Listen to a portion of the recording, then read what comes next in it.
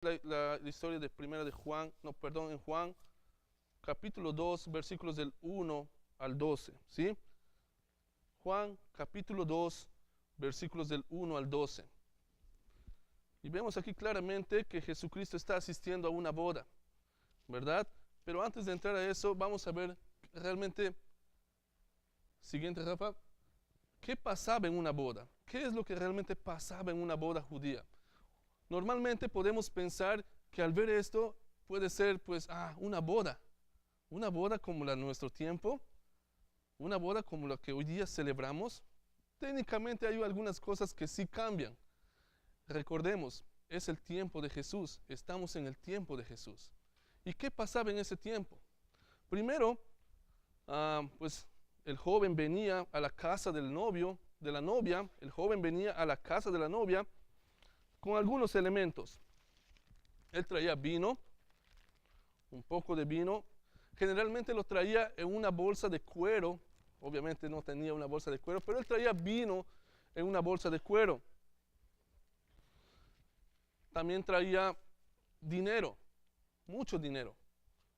Se dice que en esos tiempos el costo para casarse con una doncella, es decir, una mujer virgen, una doncella, era de 200 denarios. Si era una mujer viuda, era 100 denarios. Pero si realmente era una mujer de los sacerdotes, de los fariseos, el precio elevaba a 400 denarios. Entonces, cuando las personas miraban por las calles a un varón que se iba a la casa de un señor con estos regalos, técnicamente decían, wow, ahí va un novio a pedir la mano de la novia. Entonces el joven venía, tal vez muy temeroso, ¿verdad? Vamos a ver las imágenes ahí, muy temeroso, venía con el vino, se sentaba con el papá, miraban los presentes y hablaban de cuáles son tus intenciones. Pues realmente quiero casarme con tu hija y pues he traído estos presentes. He traído estos presentes a continuación. Algo que me interesó mucho antes de entrar en la lectura que tenemos es el contexto, por qué lo hacían, por qué vino, por qué estas cosas. Es interesante que el joven preparaba el vino. Recuerden, en esos tiempos no había una refrigeradora para conservar los productos, un jugo. No había la manera de poder procesar un jugo y que se mantenga fresco para poder ingerir. Entonces la mejor manera de preservar el líquido era fermentándolo. Obviamente no lo metían alcohol, sino que el joven, el que se iba a casar, preparaba su propio vino en casa, pues estaba ahí, ¿no? Tal vez se iba a la tienda o a su viñal, traía uvas, traía uvitas, y él mismo preparaba su vino. Ahora ustedes se preguntarán, hermano, pero ¿por qué no naranjas? ¿Por qué mejor no un jugo de naranja? ¿Por qué mejor otro jugo o algún otro alimento? Es interesante cómo los judíos representan, cada elemento tenía algo interesante que mostrar, una enseñanza. Cada elemento en la boda tenía una enseñanza. Es hermoso ver la enseñanza que los rabíes enseñaban a las parejas, era como una manera de poder darles un consejo matrimonial antes de casarse, es que ellos tengan vino, puedan tener vino. ¿Para qué? Simbolizaba lo siguiente, representaba lo siguiente. El joven venía de otro lado, la señorita venía de otro lado. El joven todo eso representaba y lo ponía a exprimir juntos, mezclando, a tal punto que el producto final de exprimir todo ese jugo junto iba a ser el vino, el líquido. ¿Qué enseñanza ellos mostraban con esto? Ellos mostraban lo siguiente. Estas parejas tenían dos opciones: vivir toda su vida en viñedos separados o realmente vivir toda su vida mezclados, juntos, como lo dice la palabra de Dios. Es por eso que la palabra de Dios dice, ¿verdad? Y las imágenes muestran eso. Luego el joven se llevaba a cabo la ceremonia, el papá aceptaba, llamaban a la novia y bebían en una sola copa. Bebían en una sola copa del vino. Bebían de una sola copa el vino que el joven había preparado, representando que ya eran unidos, ya estaban unidos.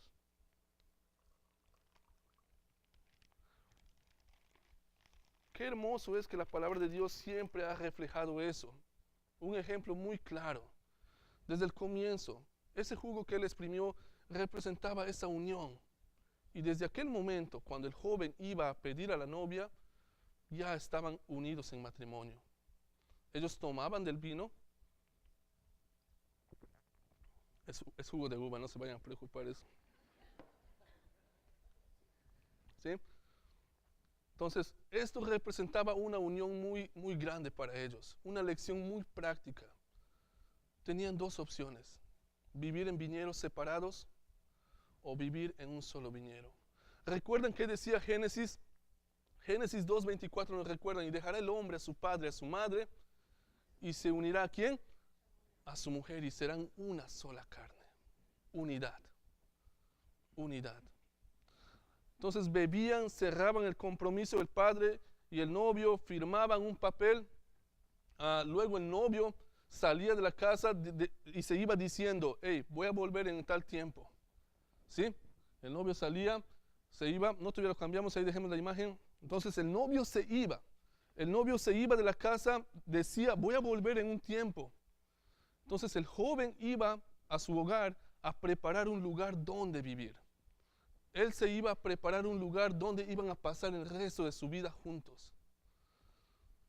Es interesante que mientras eso, la novia se quedaba en casa de sus padres, pero ya eran una sola carne, ya estaban unidos ante la ley, ya eran un matrimonio, pero ella se quedaba en casa a aprender cómo ser una esposa ahora. La mamá le instruía, la mamá le enseñaba las cosas que hacer, sus obligaciones como esposa, todas esas cosas ella aprendía. Mientras tanto, el varón estaba en su casa preparando un lugar, preparando el lugar donde iban a morar. Después de aquel tiempo, el novio volvía. Vamos a verlo. Estas son unas imágenes que saqué de internet, ahí está el autor. El novio volvía a medianoche, dice, por su amada, con una procesión de amigos que le seguían, y se iba al encuentro después del tratado de tal vez 6 meses, un año, después de haber construido lo que necesitaban. Él volvía por su novia e iba a la casa del padre de la novia y se encontraba con su novia. Se encontraban, luego la novia estaba con sus amigas, también familiares, juntos ahora, caminaban en procesión desde la casa de la novia al lugar que el novio había preparado. El novio había preparado un lugar, un cuarto, tal vez una morada, no se sabe, tal vez una casa, dependiendo de la situación. En esos tiempos, muchas veces, el papá del novio le regalaba una parte de su terreno y podía formar una casita ahí o algo, pero ahí se quedaban juntos. Entonces era la cultura judía. Entonces el joven, el novio y la novia volvían a su casa. Del novio ahora, vamos a verlo. Entraban en ese cuarto juntos y se consumía el matrimonio en intimidad. Juntos, por primera vez, conociendo a su novia. Conociendo a su novio. Era la cultura judía. Así se hacían las cosas en ese tiempo. Es así como ellos aprendieron que después entonces de eso, ellos pasaban la noche juntos, se consumía el matrimonio en relación íntima y personal, conociéndose aprendiendo a conocerse, pasando la primera noche juntos hasta que amanecía el día siguiente y se celebraban las bodas en ese entonces. La boda podía haber durado tal vez una semana, dependiendo del caso. Es por eso que ellos decían las bodas de Canaán. Tal vez días enteros ahí estaban ellos celebrando. Pero ¿por qué, hermano? ¿Por qué me das toda esta historia? Es por eso que te invito a abrir ahora sí tu Biblia en Juan. Y nos encontramos en este instante, ¿verdad? Nos encontramos en ese momento. Juan nos va a enseñar en la palabra de Dios que en ese momento, al tercer día, llega Jesús con sus discípulos. Estaban celebrando ya las bodas. Estaban en un tiempo de celebración. Y yo me pregunto, y empecé a preguntarme, ¿verdad? empecé en mi cabeza a preguntarme cómo era una boda judía en aquellos tiempos. ¿Por qué? ¿Por qué realmente Jesús llegó en ese instante? ¿Qué quería mostrar a sus discípulos? Él había dicho a sus discípulos, síganme, ya quiero estar con ustedes.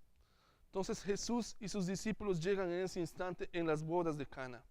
Dice en el versículo 1, vamos a leer hasta el 12, al tercer día, Juan capítulo 2, versículos del 1 al 12, y dice, al tercer día se hicieron unas bodas en Cana de Galilea, y estaba allí la madre de Jesús, y fueron también invitados a las bodas Jesús y sus discípulos. Y faltando el vino, la madre de Jesús le dijo, no tienen vino. Jesús les dijo, ¿qué tienes conmigo, mujer? Aún no ha venido mi hora. Cálmate, ¿no? Su madre dijo a los que servían, haced todo lo que os dijera. Y estaban allí 6 tinajas de piedra para agua conforme al rito de la purificación de los judíos, en cada una de las cuales cabían 2 o 3 cántaros. Jesús les dijo, llenad estas tinajas de agua, y las llenaron hasta arriba. Entonces les dijo, sacad ahora y llevadlo al maestresala. Y se lo llevaron. Cuando el maestresala probó el agua hecho vino, sin saber el de dónde era, aunque sabían los sirvientes que habían sacado el agua, llamó al esposo y le dijo, todo hombre sirve primero el buen vino, y cuando ya han venido muchos, entonces el inferior, mas tú has reservado el buen vino hasta ahora. Este principio de señales hizo Jesús en Cana de Galilea y manifestó su gloria, y sus discípulos creyeron en él. Después de esto, descendieron a Capernaum, él, su madre, sus hermanos y sus discípulos, y estuvieron allí no muchos días. Qué interesante que después de haber visto toda la procesión de los novios, Jesús y sus discípulos llegan a las bodas de Cana. Mi mente empezó a decir en mi corazón, ¿por qué quería Jesús llevar a sus discípulos a Cana, a estas bodas? ¿Qué quería enseñarles? ¿Qué quería que ellos vieran? Y es interesante que lo primero que vieron, vamos a ver, la pregunta viene a continuación, ¿verdad? Lo vemos ahí en las imágenes. ¿Con qué intención Jesús y sus discípulos acuden a las bodas en Cana de Galilea? ¿Con qué intención? Recuerden que Jesús es el maestro de maestros y Él quiere siempre enseñar algo bíblico, algo hermoso a todos nosotros. Y Él siempre fue intencional con cada detalle, con cada ilustración, con cada caminar. Él mostraba algo nuevo a sus discípulos, algo que aprender, algo que impactaba su mente y su corazón y llegaba a un transformamiento único en sus vidas. Ellos estaban en el proceso, ellos estaban aprendiendo a observar, ellos comenzaron a observar. Me pregunto hoy en día yo mismo, ¿estaré yo aprendiendo a observar para luego practicar? ¿O solamente me estoy quedando con observar y nada más observar y nunca practicar lo que realmente Dios ha puesto en nuestros corazones? Los discípulos empezaron a observar. Yo te invito en esta mañana a que aprendamos a observar juntos. ¿Con qué intención? ¿Qué es lo que quería mostrarles? Número 1, veámoslo. Está en el versículo 2, capítulo 2, versículos del 1 al 2, dice, al tercer día le hicieron unas bodas en Cana de Galilea, y estaban allí la madre de Jesús, y fueron también invitados a las bodas Jesús y sus discípulos. ¿Con qué intención? Mostrar a sus discípulos el objetivo de su ministerio. No les dijo en una forma muy clara y decir, hey, discípulos, esto es el ministerio que ustedes hagan. No, primero los llamó a observar. Porque en el futuro, en su futuro de ellos, de los discípulos, tenían que recordar eso. Voy a volver un día por mi esposa, dijo Jesús. Voy a volver por mi iglesia. En un futuro, aún no llegamos a esa parte, pero lo vamos a ver.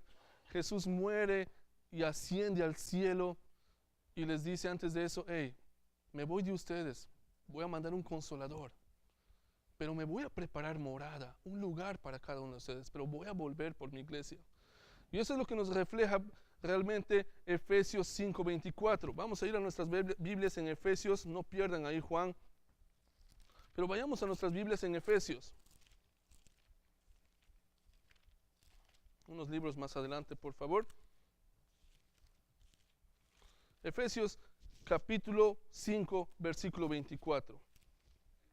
Efesios capítulo 5, versículos 24. El apóstol Pablo dice esto de la siguiente manera. Así que, como la iglesia está sujeta a Cristo, así también las casadas lo están a sus maridos en todo. La figura que Jesús estaba mostrando a sus discípulos era lo siguiente: hey, esto es una unión, a esto queremos llegar. Es por eso que Jesús les está dando el ejemplo. Vamos a seguir a las siguientes, por favor. Les estaba dando el ejemplo de la unidad.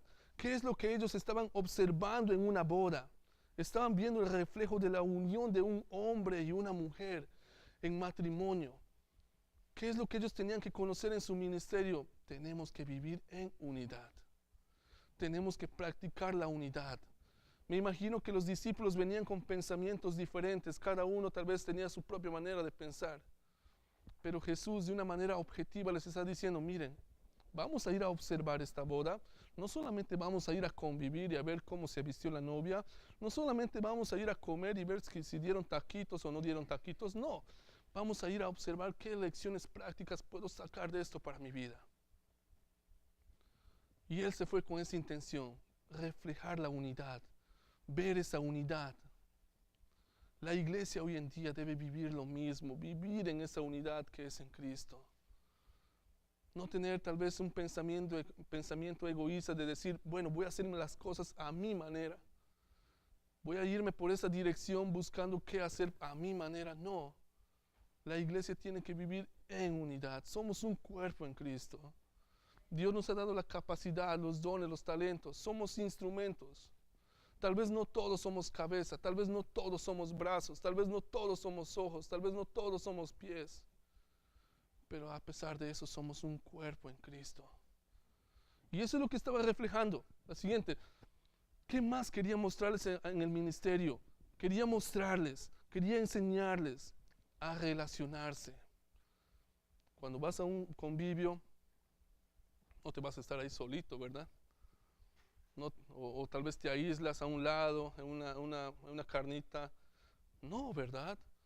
Los discípulos se iban a convivir, a conocer gente, a conectarse, a convivir con las personas. Eso era parte de su preparación, relacionarse los unos a los otros. Era una fiesta. Estaban celebrando las bodas. Estaban festejando algo muy hermoso ahí, viendo la unión matrimonial. Viendo la unión matrimonial. Y qué hermoso que esas lecciones son prácticas también para nosotros, porque desde un principio, ¿verdad? Estos ejemplos gráficos realmente llaman a la atención a mi vida y realmente debería llamar la atención también de nuestras vidas, porque ¿cómo están los matrimonios hoy en día? ¿Cómo está nuestro matrimonio hoy en día? ¿Cómo está mi matrimonio? Cuando leía estas palabras y miraba, no solamente me enfocaba en el milagro, sino en todo el cuadro. Y llegaba a pensar en mi propio corazón: ¿cómo está mi matrimonio? ¿Cómo estás fundamentando las bases para tu futuro matrimonio, joven? ¿Cómo estás preparando tu corazón para aquel momento cuando llegues a conocer a la mujer o al hombre de tu vida, estés realmente fundamentado en las cosas de Dios y puedas decir: wow, gracias Dios por darme esta mujer. Gracias Dios por darme este varón. ¿Cómo está mi matrimonio? ¿Cómo están nuestros matrimonios? Yo me examinaba a mí mismo, mi corazón. Wow, no quiero vivir separado, no quiero vivir independiente de mi esposa, no quiero vivir aislado de ella. A veces hay las oportunidades. Ayer estuve cargado, no sabía, tenía tantas cosas que hacer. Me encargaron de hacer la lección de los facilitadores y fue una tarea muy, muy difícil. Nunca pensé que iba a ser tan difícil hacer eso también. No pude asistir con ella. Pero realmente pensemos en un instante y pensemos realmente en nuestro corazón: ¿cómo está mi relación? ¿Estoy viviendo en unidad con mi esposa? ¿Me estoy relacionando con ella? El Señor nos dijo que nos unamos en una sola carne. No nos dijo que vivamos de maneras independientes. Tú ganas tu sueldo, ok, yo gano mi sueldo, pues yo hago lo que sea con mi sueldo. No te metas con mi sueldo. Será el ejemplo. Yo pienso de esta manera y voy a conducir mi manera de vivir de esta manera. Ok, mira, yo voy a vivir de esta manera así y así, así, y no te metas. No, nos llamó a ser una sola carne. Y todo tiene sentido cuando vemos que Jesús los llevó a una boda para que puedan observar claramente, esto es lo que ustedes quieren que hagan. Reflejó su ministerio, dándoles el ejemplo de relacionarse. Les dio el ejemplo también de celebrar, ¿verdad? Estaban en una boda, me salté ese punto, perdón, lo tenía aquí al final.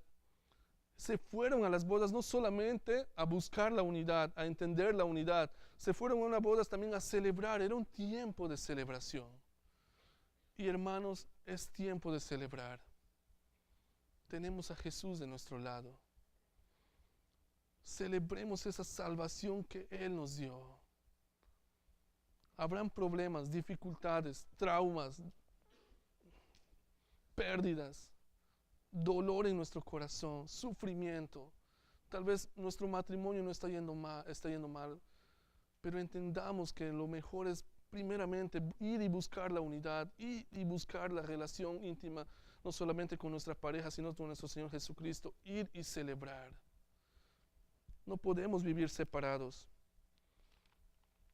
Y me gusta esta ilustración realmente porque refleja que Jesucristo es la vid, ¿verdad? ¿Se acuerdan de ese versículo?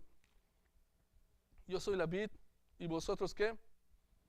Los pámpanos. Es hermoso cómo el Señor Jesucristo empezó a relacionar todas esas cosas, dándoles a mostrar poco a poco a dónde quiero que vayan. Entonces, hermanos, el Señor Jesucristo no solamente les fue a enseñar el ministerio. Hey, aquí está el ministerio. Y me gusta mucho cómo los judíos mostraban los ejemplos.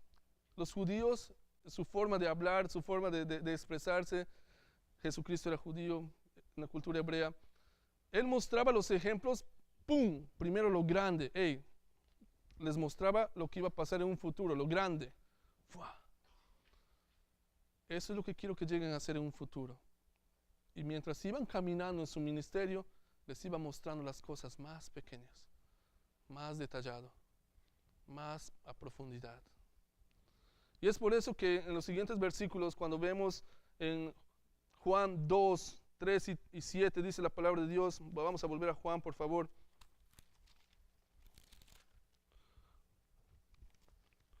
Juan capítulo 2, versículos del 3 al 7, dice la palabra de Dios de la siguiente manera. Y faltando el vino, la madre de Jesús les dijo, ¿no tienen vino? Jesús le dijo, ¿qué tienes conmigo, mujer? Aún no ha venido mi hora.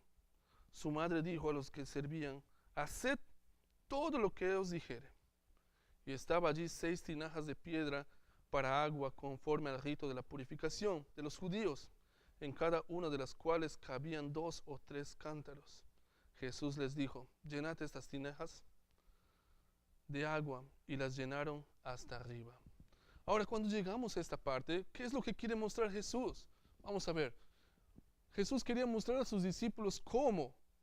3 cosas fundamentales. Cómo buscar a Jesús, cómo tener fe en Jesús, y tercero, cómo obedecer a Jesús.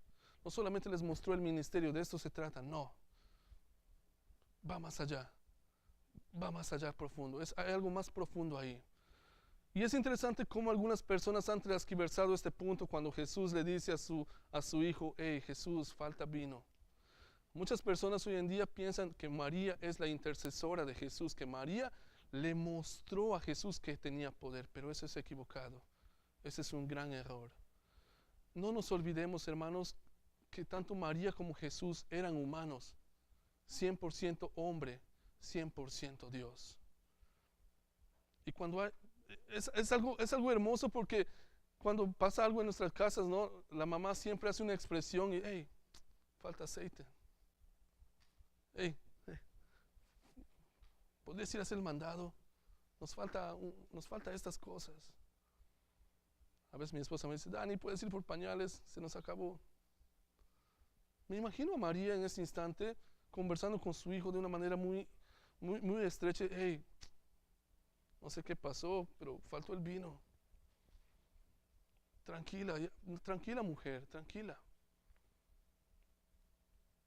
Pero qué hermoso es cuando María realmente, María, hermanos, busca a quién.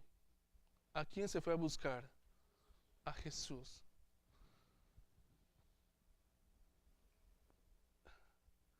Me conmueve mucho mi corazón porque María realmente entendía que Jesús era alguien especial. Jesús era el enviado de Dios. Y mucho tiempo antes de eso, cuando Jesús era un jovencito, pasó algo interesante. Te invitamos a ver Lucas 2:51. Vayamos un ratito a Lucas, capítulo 2.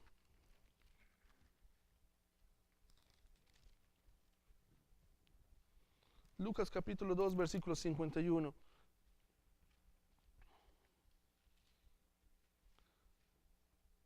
Habían llegado al templo a dedicar a Jesús y se perdió Jesús. ¿Dónde anda? Después de un tiempo, dice versículo 48, cuando lo vieron, se sorprendieron y le dijo su madre, hijo, ¿por qué nos has hecho así? He aquí tu padre y yo te hemos buscado con angustia. Versículo 49 del capítulo 2. Entonces él les dijo, ¿por qué me buscáis? ¿No sabéis que en los negocios de mi padre me es necesario estar? Mas ellos no entendieron las palabras que les habló. Versículos 51 y 52. Y descendió con ellos y volvió a Nazaret y estaba sujeto a ellos. Y su madre guardaba todas estas cosas en su corazón.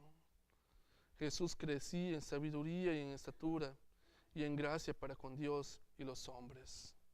María guardaba en su corazón. Ella sabía quién era ese varón. Ella lo tuvo en su vientre, ¿verdad?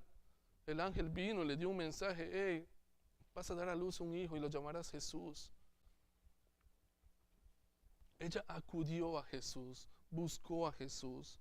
Y muchas veces, tal vez, hermano, eso refleja nuestras vidas. Qué interesante que en esta boda surgió una necesidad. Qué interesante que en medio de toda la fiesta faltó el vino, el vínculo de la unidad. Esto reflejaba, solamente era una ilustración, no es que era algo mágico, algo que si lo tomaban iban a vivir juntos para siempre. No, era una ilustración gráfica. Tenían que vivir en unidad. Lo interesante es que faltó el vino y ¿quién proveyó el vino en ese instante? Jesús. María buscó a Jesús. María entendía que puede pasar algo. No hay vino. Necesitamos esto. Tranquila mujer, a su tiempo. Pero ¿qué reflejó? ¿Qué reflejó eso? María actuó con fe. María conocía quién era Jesús y actuó con fe. Por eso Jesús quería mostrar a sus discípulos cómo buscar a Jesús, cómo tener fe en Jesús y sobre todo cómo obedecer a Jesús. Porque ¿qué pasó en la historia? Vamos a volver a Juan. Y es hermoso cómo Jesús da órdenes a esos hombres y les dice, van a hacer lo siguiente.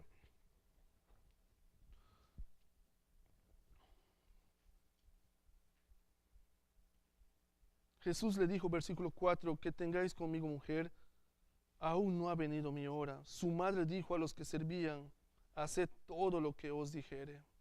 Y estaban allí 6 tinajas de piedra para agua, conforme al rito de la purificación de los judíos. Ahora, ¿qué entendemos por esto? Recuerden, eran bodas tal vez de una semana, tal vez de 2 semanas, y ellos vivían en la casa del novio, los invitados estaban ahí en la casa del novio, tenían que limpiarse, tenían que asearse, no iban a estar ahí pues toda la semana sin lavarse la cara, o tenían que hacer eso. Era algo que ellos necesitaban hacerse, como todos nosotros, ¿verdad? Entonces, ellos se limpiaron, tenían eso para limpiarse, y Jesús les dice, hey, están allí 6 tinajas de piedra, versículo 6, para agua, conforme al rito de la purificación de los judíos, en cada uno de las cuales cabían 2 o 3 cántaros. Jesús les dijo, llenad estas tinajas de agua, y las llenaron hasta arriba. Qué hermoso es, hermano, cuando aprendemos a obedecer a Jesús, aún en las cosas ilógicas que a nuestra mente no podemos entender. Jesús, ¿cómo nos pides? ¿Está faltando vino? ¿Y me dices que llene estas tinajas con agua? ¿Por qué no me dices mejor que vaya a comprar uvas o buscar uvas y las llene con uvas y las apiachamos y podemos hacer más vino. Nuestra mente siempre lógica, nuestra mente siempre buscando la razón, nuestra mente siempre enfocándonos en, si hago esto, va a pasar esto. Si sigo esto, va a suceder esto. Pero Jesús a veces nos manda y nos dice, hey, yo no me baso en tu lógica. Yo no me baso en las cosas lógicas que tú puedes pensar. Yo me baso más bien en lo que yo puedo hacer mediante tu vida. Y muchas veces nos va a pedir cosas ilógicas, como por ejemplo amar a nuestros enemigos, amar a aquella persona que nos daña. Muchas veces nos va a pedir unas cosas que realmente nuestra mente dirían, hey, ¿por qué me pides hacer eso? Y entramos en una lucha y decimos,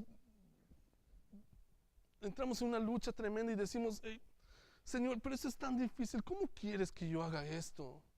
¿Cómo quieres que realmente pueda hacer esto? Muchas veces Dios nos va a pedir hacer cosas ilógicas en tu vida. ¿Estás dispuesto a hacerlo? Tal vez por mucho tiempo el pecado ha cegado nuestros ojos y vemos la realidad que estamos viendo y no somos capaces de actuar, como por ejemplo, ¿qué hago si estoy perdiendo a mi esposo o a mi esposa?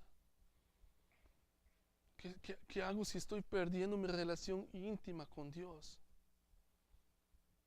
¿Qué hago si realmente estoy perdiendo tantas cosas en mi vida y no estoy actuando ante eso? Y Dios nos dice, hey, obedéceme. Va a costar, va a doler, vamos a sufrir, pero de eso se trata, de conocerle más a Él. Nadie dijo que la vida cristiana iba a ser fácil. Nadie nos dijo, la Biblia no nos muestra que seguir las pisadas del Maestro es como andar en unas calles tranquilas. Va a haber su sufrimiento, pero Él está ahí.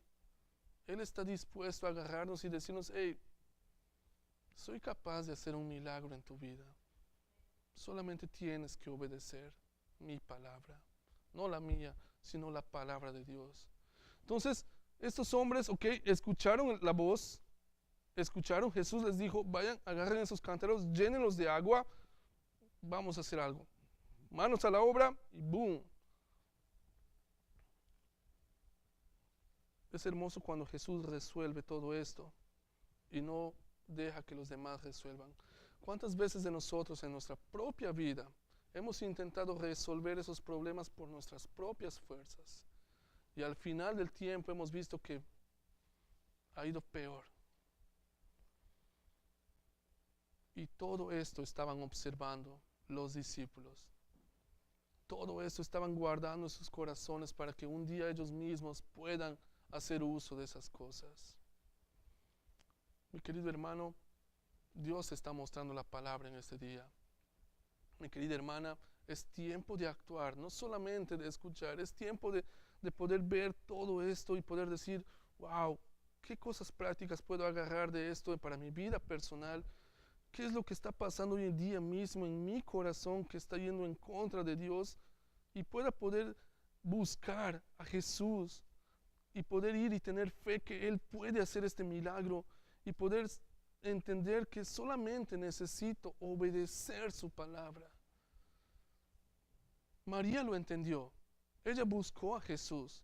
Dijo a estos sirvientes, por favor, hagan todo lo que Él les diga. Tenía fe, enfocada en la fe que este Jesús, que era su hijo, era el Mesías, el Salvador. Ella tenía fe. A tal punto que estos hombres entendieron y obedecieron. Y se fueron contra la lógica de su mente. Y se fueron y obedecieron y llenaron esos cántaros con agua. ¿Y qué pasó? Vamos a seguir leyendo la historia.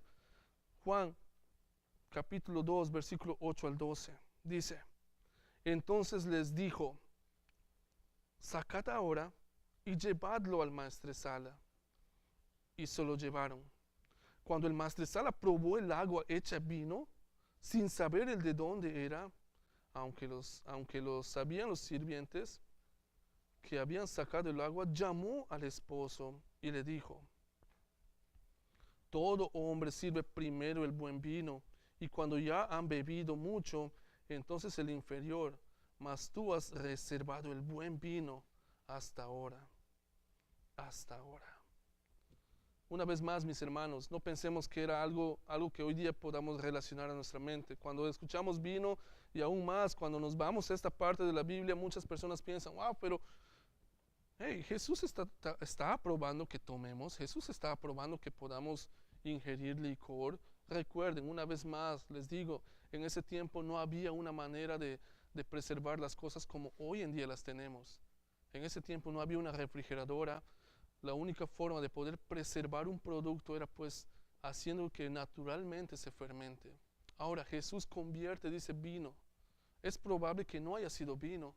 Es probable que haya sido solamente jugo, mosto, jugo de la propia uva que era tan dulce, tal vez no era ni fermentada y era la mejor, dice, la habían probado lo mejor. Yo quiero creer que Jesús hizo algo excelente en ese instante, como siempre lo sabe hacer. No hizo las cosas como nuestra propia fuerza lo puede hacer. No, Él hizo algo hermoso. Y ese es el resultado que pasa. Vamos a ver qué también quiso mostrar Jesús. No solamente les mostró el ministerio, no solamente les mostró a sus discípulos cómo actuar en medio de las necesidades, mostró claramente a sus discípulos que solo Jesús puede hacer milagros, solamente Él. Y yo me quiero aferrar a Él, yo quiero acudir a Él, yo quiero que Él también transforme mi corazón, transforme mi mente, transforme mi pensamiento y las áreas débiles en las cuales estoy pasando. Yo quiero acudir a Él.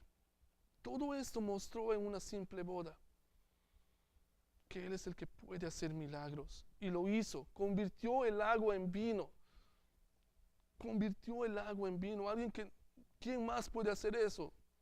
Ni los magos, ni la magia que hoy día tenemos. No, solamente Jesús puede hacer ese milagro. Y yo quiero creer en Él. ¿Qué más mostró Jesús? Mostró claramente a sus discípulos que solo Jesús puede mostrar su gloria. Y lo dice en el versículo 12. Después de esto, versículo 11. Estos principios de señales hizo Jesús en Cana de Galilea y manifestó su gloria. Manifestó su gloria.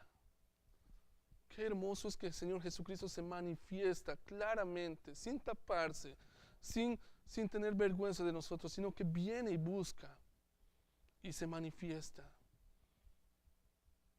Yo quiero obedecer a Dios. Yo quiero que Él cambie mi vida, mi vida. Yo quiero ver su gloria, no mi gloria reflejada hacia los demás. No mi propio pensamiento, mi propia manera de pensar o mi única metodología que puedo enseñar. Yo quiero que Dios se muestre a través de mí. Que esa gloria refleje en mí para poder yo reflejar en otros. Que esa gloria me quebrante si es posible, me humille si es posible, me quebrante hasta lo sumo y me diga, Daniel, en esto estás mal. En esto estás fallando. En esto estás poniendo más prioridad. En esto estás poniendo más tiempo que ver mi gloria. No solamente les mostró el milagro, les mostró su gloria. Y lo último, el resultado muy hermoso, que solo por Jesús podemos ser salvos. La parte final del versículo 11 dice, estos principios de señales hizo Jesús en Cana de Galilea y manifestó su gloria y sus discípulos creyeron en Él. Sus discípulos creyeron en Él. Mi hermano, ¿cuántas veces hemos caminado y cuántos domingos hemos estado aquí sentados escuchando sermón tras sermón? Y tal vez hasta este punto no hemos creído en Él. Qué hermoso es ver cómo Él manifiesta su poder y quebranta nuestros corazones. A tal punto de creer por convicción, no solamente por teoría, no solamente porque nos dieron una lección, sino por una convicción firme en nuestra vida y decir, wow, ese es Jesús. Él puede hacer ese cambio. Si hizo el cambio en la vida de muchas personas, yo quiero creer en Él. Qué hermoso es que Jesús no llevó a sus discípulos solamente para disfrutar del momento, de una buena comida, disfrutar del vino. Qué hermoso que fue a una boda para que refleje su gloria y sus discípulos puedan creer en el Salvador del Salvador, en el único Salvador. Esto impacta tanto mi vida que, como conclusión y a manera de terminar, al observar las acciones prácticas que tenía Jesús para sus discípulos, ¿cuál de estas áreas crees que necesitas en tu vida diaria cambiar? Vamos a ver la siguiente más para poder conclusión, ¿verdad? ¿Qué enseñanza práctica nos da Jesús a nuestras vidas personales? ¿Qué podemos sacar de eso ahora nosotros personalmente? En lo ministerial, en el ministerio que Dios te ha dado, ¿cómo te estás relacionando? ¿Cómo me estoy relacionando? ¿Cómo estamos haciendo las cosas? ¿Estamos solapando? ¿Estamos solamente asistiendo o estamos cumpliendo por cumplir nada más el ministerio que Dios nos ha dado? ¿Cómo estás en tu ministerio, querido líder? ¿Estás solamente cumpliendo porque pues me dieron esto? Es mínimo, pero recuerda, Dios nos da algo intencional. No nos da solamente algo porque nos quiere dar. Quiere forjarnos, quiere demostrarnos. Piensa eso. Por más chiquito que sea tu ministerio, tal vez porque no seas visible, pero aprende a relacionarte. Aprendamos. Esto va también para mí. Aprendamos estas cosas prácticas. Aprendamos que tenemos que celebrar por lo que Dios nos ha dado. Tenemos que reflejar sobre todo la unidad, hermanos, en el ministerio que te ha dado. Pero el otro tiene más en su célula, el otro tiene poquito. El otro ya se convirtió. No. Que sea algo práctico. El otro sí tiene, el otro no tiene. No. ¿Qué cosa práctica está llamando Dios a tu corazón en tu ministerio?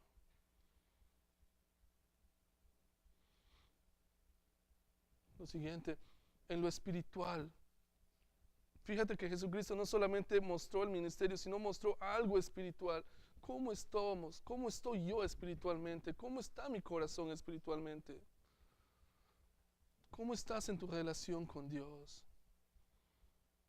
Y no te digo solamente porque tienes que leer la Biblia o tal vez 10 versículos, no. ¿Cómo está tu tiempo con Dios? ¿Te estás relacionando con Dios? ¿Estás aprendiendo a tener fe en Jesús? ¿Estás aprendiendo realmente a mostrar su gloria, a entender que solamente por Jesús podemos hacer las cosas? ¿Estás aprendiendo a obedecer a Jesús? ¿Cómo estás en lo espiritual? Porque si estamos mal en lo espiritual, no puede funcionar lo que nos dio primero, el ministerio. ¿Cómo estamos, hermanos? Es tiempo de levantarnos y que de aquí no nos salgamos solamente como hemos venido. Tenemos que salir de aquí convencidos por su palabra, que tenemos que buscar cada día más a Dios, obedecer su palabra y sobre todo, hermanos, tener fe en su palabra. No vengamos solamente por cumplir. Ya no es tiempo de jugar a la iglesia como nos decían un tiempo atrás. Es tiempo de reflejar lo que la palabra de Dios dice. No que las personas vienen y nos dicen, sino que su palabra misma nos dice y nos refleja. Pero si no estamos pasando tiempo, no estoy diciendo tiempo de leer o cumplir una checklist, o como aquellos jóvenes que pues les hemos dado un devocional con mucho amor para que lo puedan leer, no lo tengan como una obligación más. No, es pasar un tiempo hermoso con Dios. Él nos da 24 horas al día. 24. Yo quisiera tener tal vez 30 horas, pero solamente por su gracia nos ha dado 24. ¿Cuánto de ese tiempo realmente es para Dios? Fíjate que no te pide las 24. Para mí personalmente he llegado a entender lo siguiente. Sí, y va a parecer ilógico en nuestra mente, pero siempre nos pide cosas ilógicas. Él nos pide las 24 horas para Él. Meditar esas 24 horas, tal vez, no sé, pensar cada día, leer un versículo en la mañana y tal vez pasar todo el día y decir, wow, Dios, ¿por qué me diste ese versículo? ¿Qué me quieres enseñar con este versículo? De eso se trata, hermanos, vivir una vida espiritual agarrados con Dios. Y piénsalo, querido matrimonio, todo esto también refleja los matrimonios, refleja mi matrimonio. Es el primer ministerio que Dios nos ha dado. Esta semana conversábamos con un hermano, Jonathan, y sí, me aplicó, me chocó mi corazón. El hermano puso una simple pregunta y dijo, hey, hermanos, quisiera saber realmente cuál es su primer ministerio, en qué ministerio están. Fue la pregunta que el hermano lanzó, ¡pum! Empezó a convencer mi corazón y decía, wow. Y mucho de mi ser pudo haber pensado, wow, pues estoy aquí, soy pastor, mi ministerio está ahí preparando las cosas para el sábado, para el domingo. Estoy teniendo algunos discipulados entre semana. Y pum, no, creo que nadie quería contestar la pregunta. Yo iba a contestar eso. Y luego el hermano contesta y dice, no, como que, por ejemplo, ya que nadie contesta, por ejemplo, ¿cuáles son tus ministerios? Vuelve a insistir con la pregunta, por ejemplo, ayudar a tu esposa, estar con tu esposa, tener tiempo con tu esposa o con tu esposo. Es el primer ministerio que Dios nos ha dado. Y muchas veces lo descuidamos. Muchas veces yo lo descuido. Quiero pedirte perdón.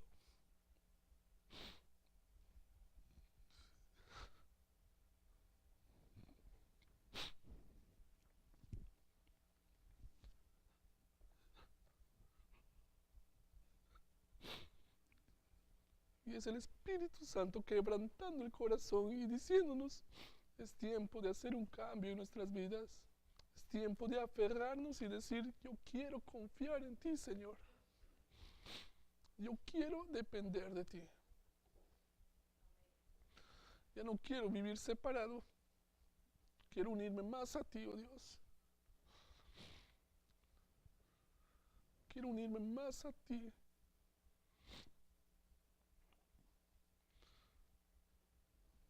La pregunta está latente, mi querido hermano y hermana.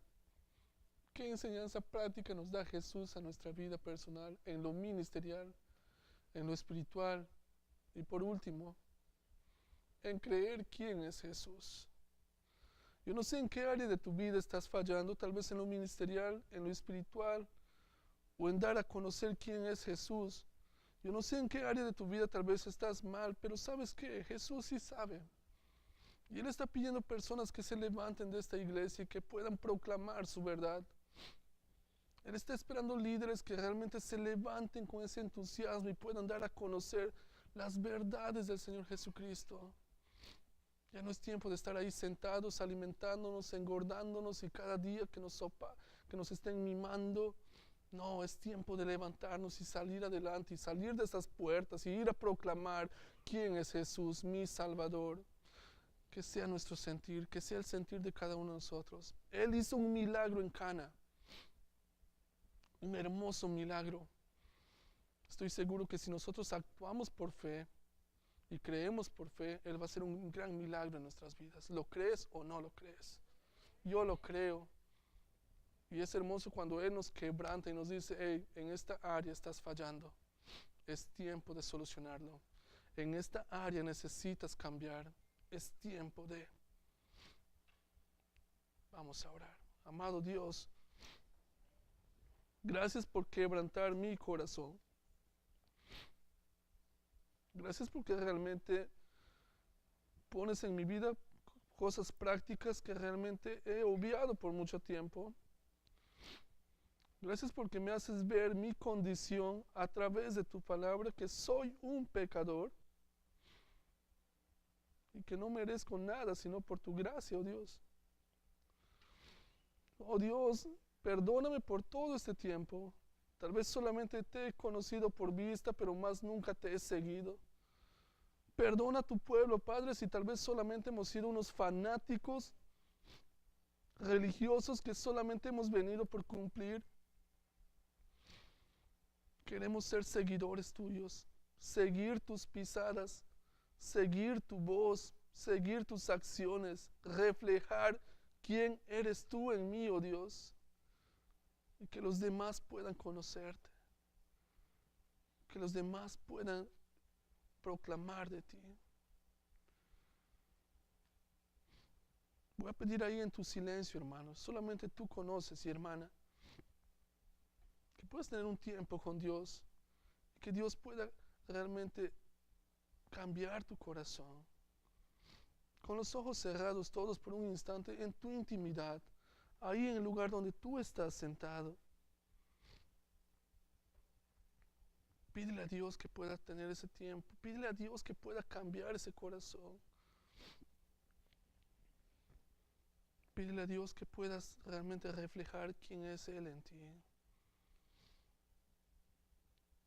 En el silencio de tu corazón, acude a Dios, busca a Dios. Todos, por favor, con los ojos cerrados, ¿sí?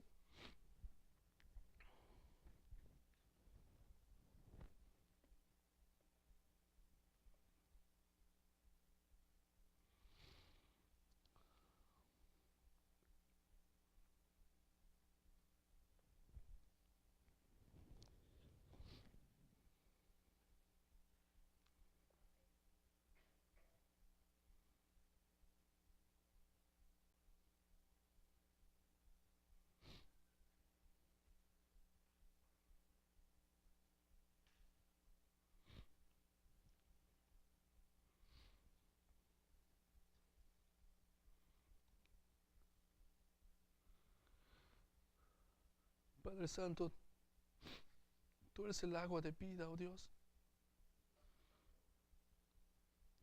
Tú eres el único que puede darnos vida, transformarnos, limpiarnos, restaurarnos. Oh Dios, te pido un milagro en esta tarde, que cambies mi corazón y el corazón de mis hermanos. Padre, te pido por tu pueblo, que tú restaures matrimonios, que tú restaures parejas, que muchas parejas que puedan vivir en santidad en medio de su noviazgo, que muchas parejas jóvenes que aún no se casan te puedan poner en ti en primer lugar y crecer juntos, Padre Santo.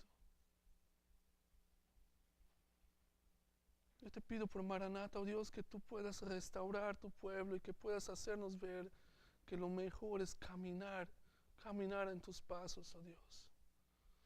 Gracias por todo eso, Señor Jesús. En tu bendito nombre oramos. Amén.